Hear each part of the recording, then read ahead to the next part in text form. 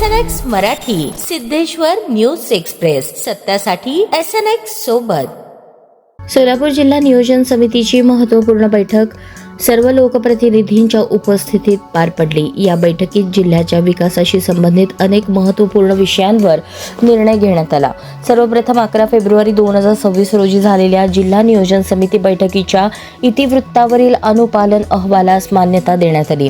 त्यानंतर 2025-26 या आर्थिक वर्षातील जिल्हा वार्षिक योजनेच्या खर्चास मंजुरी देण्यात आली।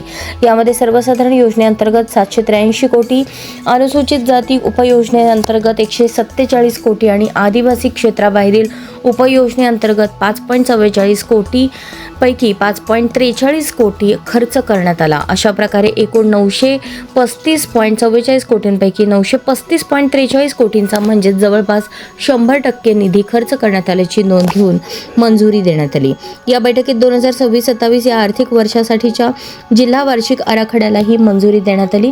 प्रारंभी राज्य शासनाने 693.90 कोटींची निधी मर्यादा निश्चित केली होती। त्यानंतर नागरी भागातील विकास कामांसाठी 80.26 कोटींचा अतिरिक्त निधी तसेच अक्कलकोट व सांगोला या आकांक्षित तालुक्यांसाठी 10 कोटींची विशेष तरतूद मंजूर करण्यात आली।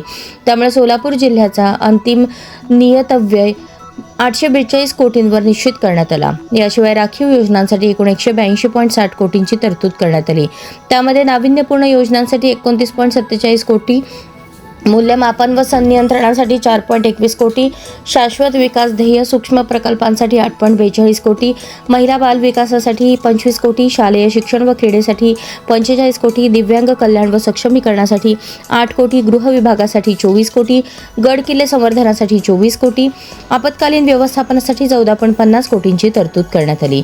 या निर्णयांमुळे महिला व बाल विकास, शिक्षण, क्रीडा, दिव्यांग कल्याण, नागरी सुविधा, गड किल्ल्यांचे संवर्धन, आपत्कालीन व्यवस्थापन आणि पायाभूत विकास कामांना मोठी गती मिळणार असून सोलापूर जिल्ह्याच्या सर्वांगीण आणि संतुलित विकासासाठी 842 कोटींचा हा आराखडा महत्त्वपूर्ण ठरणार आहे।